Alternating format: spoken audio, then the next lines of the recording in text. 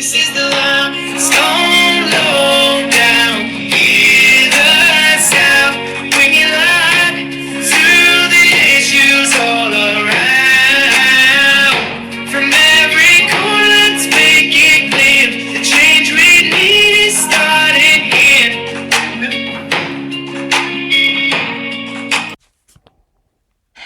So welcome back, everybody. The latest episode of the Limestone Lowdown. This is a follow-on meeting. Me and Jared's here and Miss Diane Steele with the NAACP. We just both love to talk, so we're going to go into a second episode here. So we're just continuing on the conversation where she's been the spokesperson as the NAACP representative, helping the Strain Road community and helping them fight that battle. So in the last meeting, or in the last episode, we talked about how that whole community was pouring out to city council meeting for well over a year. And it starts getting disheartening when you get ignored, when you start trying to have like monthly follow-on meetings to kind of stay on track. And so not to say that they've quit attending, because now it's like, okay, now we're just going to go at it from a different angle. We're just going to pivot and we're going to try something else. So we know that there are things coming in, and hopefully, the city has promised. We've invested some money into doing an engineering plan. That's specifically just for the drainage. And then we've got to get on to sewage. That's going to be our biggest issue. But what's our ages there? Is this like a more elderly? Is it a mix? What's more elderly community? So that the time is the main factor. Yes. Well, and the health issues that continues absolutely to raise. Absolutely. So this one was, you also had mentioned some major concerns about past construction, damaged cars, no notice to residents, even a large open hole left in the front of a home. What kind of accountability and communication do you believe the city owes this community moving forward?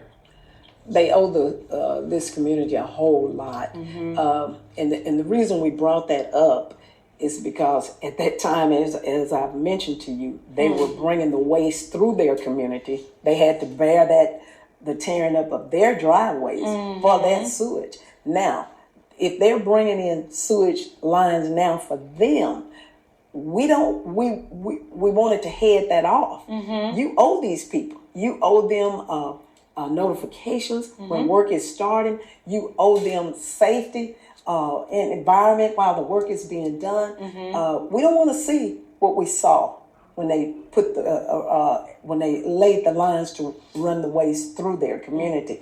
So it's real. It was awful. Mud all over the roads. It was impassable, you all.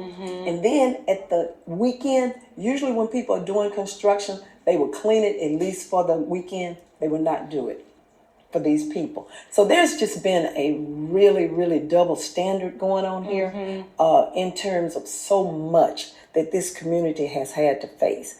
And we plan on looking at this, overseeing this thing this time to make sure that they don't have this. Now, Michael Griffin has assured us that with it being an ADEM project, that there's going to be oversight. But that remains to be seen, and we have reason to be cautious. Yes, absolutely. So do you think, ADEM, are they looking for ADEM to fund this entire project, drainage and sewage, or is the city putting any money towards this? Well, from what I understand, they've already tapped into $1 million of their $7 million opera money. Okay. And who knows? Yeah. It's getting a little convoluted as to what they are trying to really do. All I can say is that we're going to be looking at it closely and calling the shots as we see them. Does Mr. Lucas, because I remember when I talked with him at the State of the City earlier this year, he mentioned that there was a monthly, I think it was ADEM meeting. Does he attends those every month? What? The Strain Road? I guess because I can't remember exactly, but I remember going up to him at the State of the City. I remember something that he is going to. But it's almost like there's a tar card board. I'm not sure what you're referring to. Okay. Strain Road have periodic meetings. Okay. Mr. Lucas has not been to any of those meetings except for the meeting the night ADEM was there. He attended that. It was something that he was waiting on I want to say it was Aiden that he acted like he met with once. I don't want to misquote it because I honestly cannot remember, because I went up to him at the State of the City and I was like, what's going on with Strain Road? And he's like, we're waiting on the meeting. So it's like they were constant. And that was one of the things that the mayor had said in response to that too. It was like we were kicking the can down to Aiden, that it wasn't a city responsibility when these people, because before we bought our house was built in 1949, and the guy who, and we're still friends with him, I remember him telling us when they converted to the city sewage. So that was, and I'm sitting here thinking, like, I couldn't imagine facing these same issues with having that, drainage and the sewage too. I really don't know what you're referring to, the meeting, Mr. Lucas. I'm gonna have to go back and look at my notes, because I remember going up to him, and the way that I interpreted it, and I could be completely misspeaking, was that it was almost like a monthly meeting about this. It could be like with the ARPA funds, the funding or something. It Maybe could there's have a been meeting with the city people or something. I thought that it he's was. having I thought other it was than out of. I thought it was a certain group of people. Anyways, I'll have to go back and look at my notes. I've slept a lot since then, or not slept a lot. There's a lot going on. Yeah. I understand. So for Strain Road and other neighborhoods in Athens that feel forgotten, what does real progress look like, and what needs to change beyond just the pipes and the pavement? Sure. Good question. What equity looks like to us would be for our city leaders to prioritize people that they have forgotten. Okay, continue to grow in this city as you see fit, but don't do it at the sake of these people. People like them. It's not only Strain Road, you all. There are other communities also that have been left behind and forgotten in terms of this big growth piece. And I often try to remind people, third largest growing city in the whole state of Alabama, in our county, fastest growing county. But then you got pockets of people that are living like this. So justice, equity, yes, do what you know to do that is right.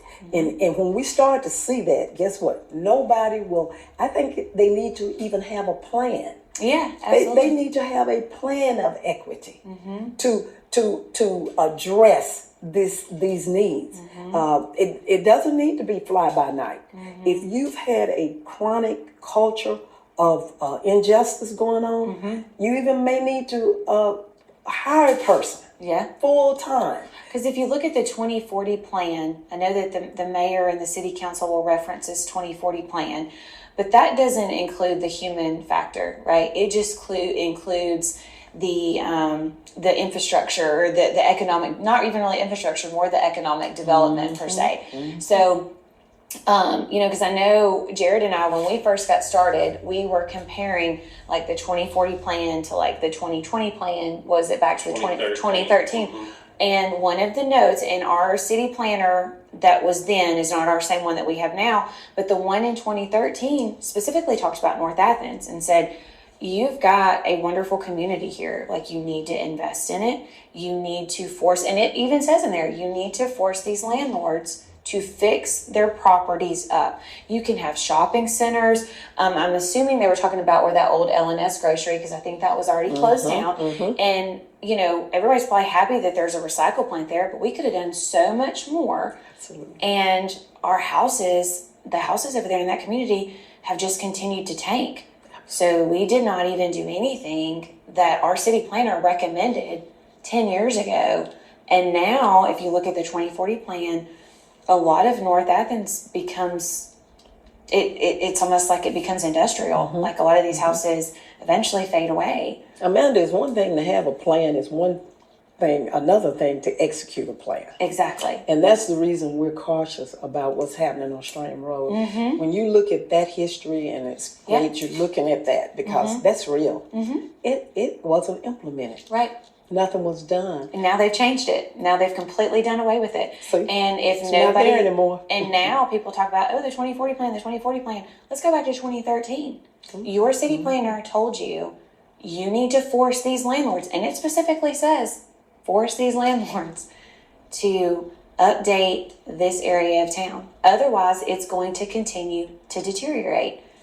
What has it done? Somebody forgot who those landlords were when that was Well, on paper. it Yeah. was written about North Athens, but you could say it was Strain Road. I mean, mean, just change the name. And And it's almost like it's the same playbook, Absolutely. like we talked about earlier, that it's intentional, that it's targeted. It's targeted. And it's like if these people just move out, or We if can you- take that's over. why I ask you the questions about the age. If they're old and they just pass away, the kids aren't like, we're not gonna mess with this, you know. we'll take $50,000 So for it's the like, lot. oh, problem solved, right, guys? There are elderly people there, Yeah. and what they've done is inherited. This is land Yeah. they've inherited. Mm-hmm. Now, many of them will not go anywhere, and they're getting the calls about selling the land. They're not thinking about Right. doing it. Yeah. Now, there are some, maybe some of the younger ones, that would entertain that.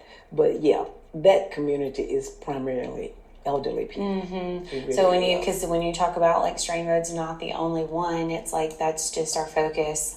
That's where it's at right now. But it's all over. It's all over our community. Something else you may not have thought about, and we brought this up before, neglected communities such as that usually breed a lot of crime, drug infestation, and things like that.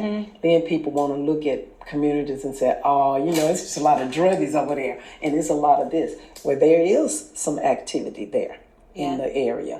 There have been arrests and things like that. But what we're trying to let the city understand is that you may have created that for these Well, people. that's what I'm saying. So you can't flush your toilet, so you shove crime. I mean, that's not. Well, see, neglected communities, if you'll notice, that's where usually your criminals, they go to those areas because they figure they don't have the police surveillance that they normally have, just like they don't have anything else there. Right. So they usually draw to those type of communities. And let's say it's not just the drainage, it's not just the sewage. My understanding is the streets are small and narrow, so that creates problems for the buses, Absolutely. fire trucks, ambulances, anything like that. So let's just get that out there, that we're not just talking about the infrastructure.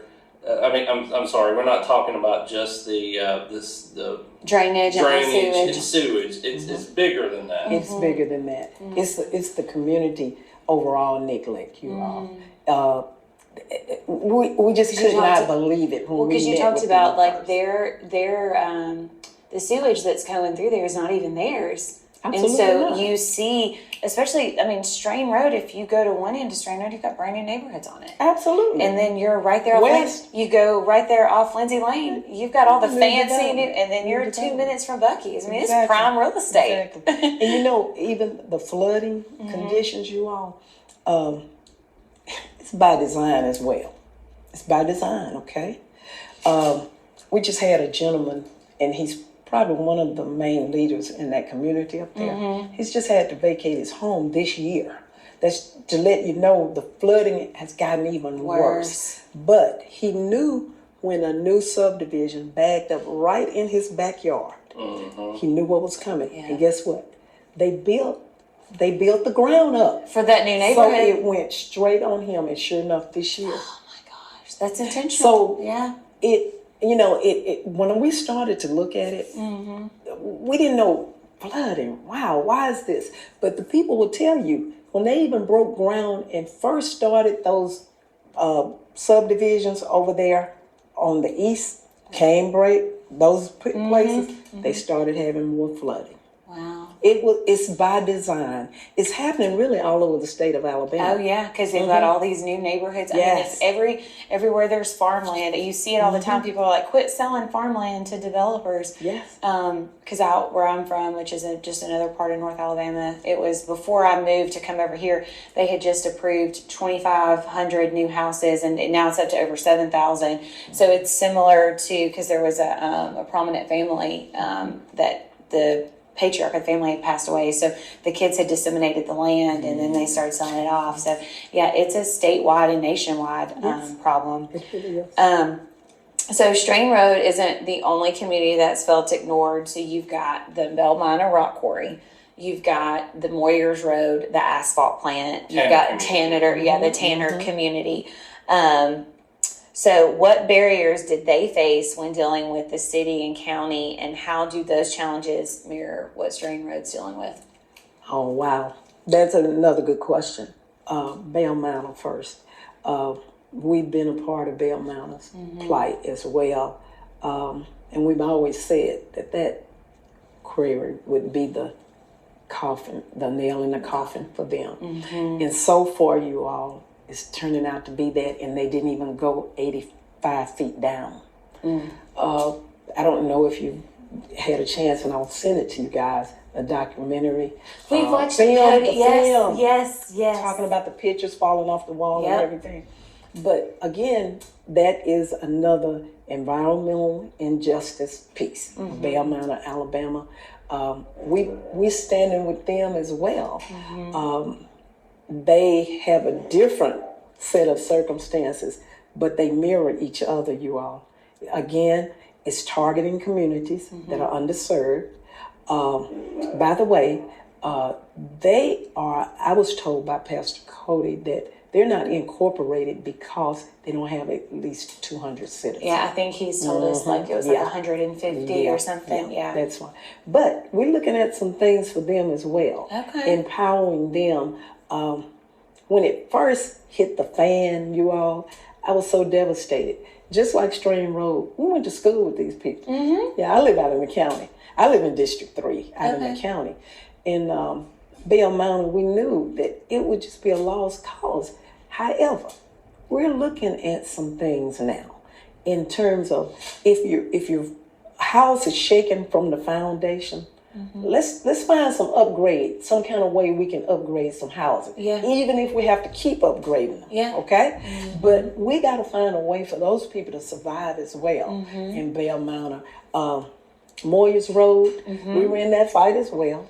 Robin Hines and all of them, and it was devastating when the fight was not won, and people are suffering to this day. Yeah. Lucas Ferry Road, all those people. Well, they mirror each other. The houses, the value of those houses, they can't sell their houses. They'll lose hand over fist.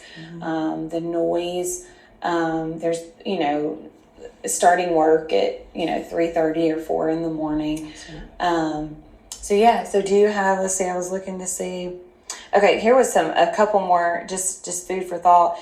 Do you feel that the city only acted after public pressure made attention, and how has the NAACP been involved in holding Athens accountable? And what are you like? Do you as a person versus like with the NAACP? What can we look forward to? Well, I'll be honest with you. The fight is definitely not over. Right, That's far for from sure. The NAACP, we have community lawyers that are working with Strain Road. Southern Private Law Center, I know you hear that all the time. Yeah. They are the ones that started the investigation Okay. after the ultimatum Okay. wasn't met, the investigation. But I believe we're at a point now, some people right now, they're celebrating, and we are too, that they're doing something. Something. Okay? Yes. You're still scared though. Oh, yeah, we're very You've scared. you're gun shy because you've been Absolutely. promised so Until it's much. done. Yeah. Until it's done. Absolutely. And the other piece is this, you all. Even with them saying that they're going to do something, it's so long overdue that there's still legal battles in terms of damages. And I think I mentioned that earlier. So the legal battles are not over. And of course, there's the one private lawsuit. The legal battles are not over. And the NAACP continues to stand with Strain Road. Come high or low, we will be there for them. Yeah. As I mentioned earlier, trying to empower them on another level. Do you not know if they're 501c3 that they can apply for the same funds that the city applies There for? you go. Holly Holman is not the only one can apply for that.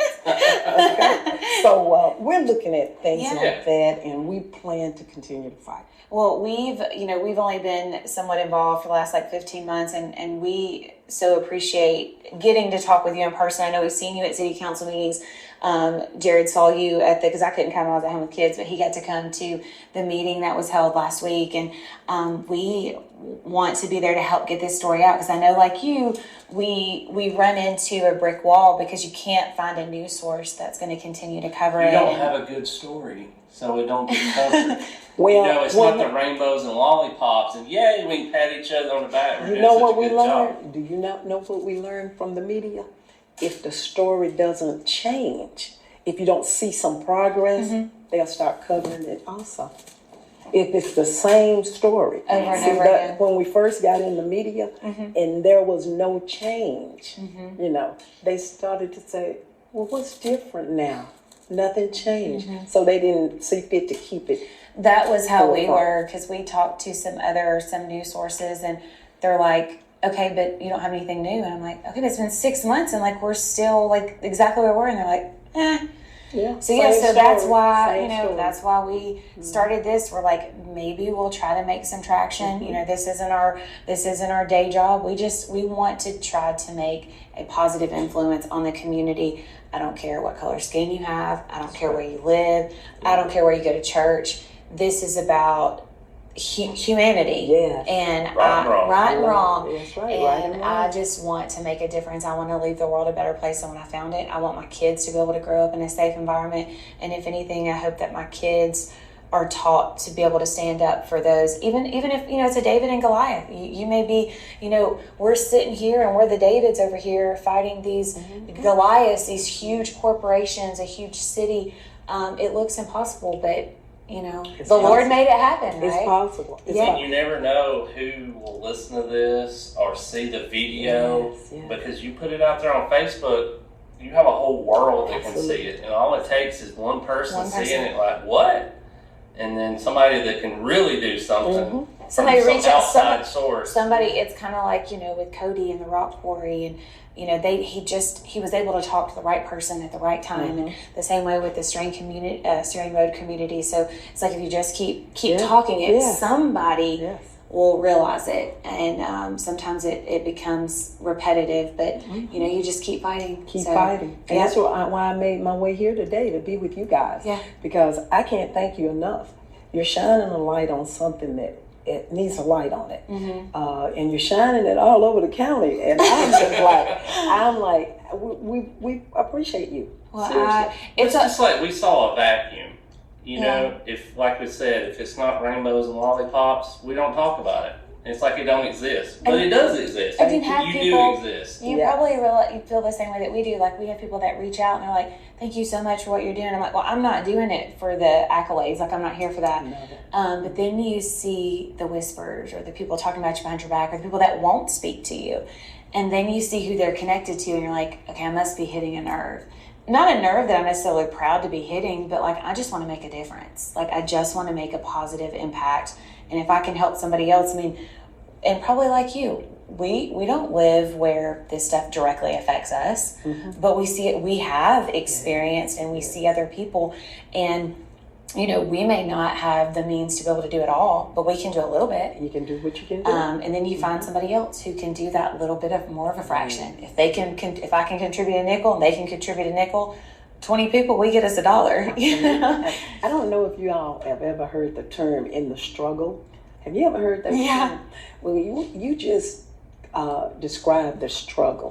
There are consequences to standing up and speaking out. Yeah, there absolutely. are consequences. But A lot of people may not like you. But courage is also contagious. It sure is. Absolutely. Because that's how we got together. Because I told Jared, he's like, last week, this is what was funny. He's like, Diane Steele was there, and he goes, I gotta take a picture of the thing, and I was like, just text her. A worst she can do is tell us no. I'm glad you did. I'm glad you did. I'm glad I made the time too. I have to. The time pieces or things. Hey, it was so funny because you sent us like specific times. I'm like, let's just go.